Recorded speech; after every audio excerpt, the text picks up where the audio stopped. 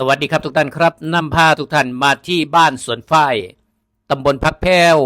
อำเภอกันทรล่มจังหวัดศรีสะเกษชุมชนบ้านสวนฝ้ายคือชุมชนเก่าแก่ที่เคยมีลมหายใจ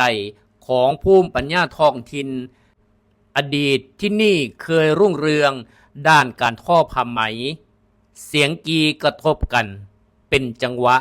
ดังก้องทั่วหมู่บ้านลวดลายผ้าไหมที่ถักทอด้วยความปราณีตบ่เพียงแต่เป็นเครื่องนุ่งห่มแต่ยังเป็นการสะท้อนถึงชีวิตความอดทนและความภาคภูมิใจ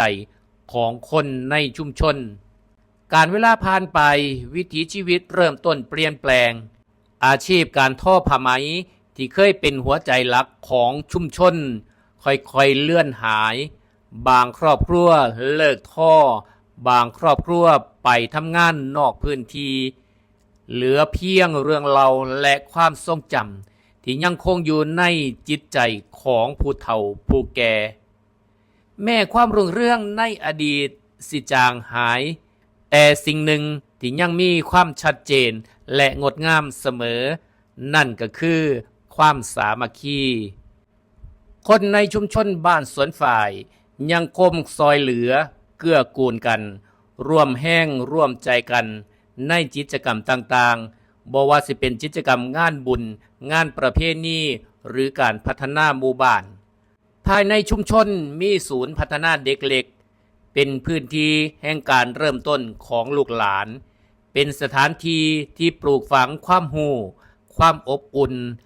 และความเป็นชุมชนตั้งแต่เยาว์วัยแม่สิบ่มีโรงเรียนประถมศึกษาในชุมชนเด็กๆต้องเดินทางไปโรงเรียนบ้านพักแพ้วซึ่งเป็นโรงเรียนใกล้กันแต่บ่เป็นอุปสรรคต่อการเรียนรู้เพราะชุมชนยังคงให้ความสำคัญกับการศึกษาและคอยสนับสนุนลูกหลานอย่างเต็มที่บ้านสวนฝ่ายจึงบ่เป็นเพียงแค่ชุมชนที่เคยรุ่งเรืองในอดีต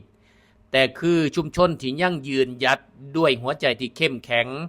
เต็มไปด้วยความผูกพันและความหวังที่สิรักษาความดีความงามให้คงอยู่คู่กับชุมชนบ่มีการเปลี่ยนแปลงชุมชนบ้านสวนฝ่ายเป็นชุมชนขนาดเล็กมีครัวเรือนอยู่ประมาณ160ครัวเรือน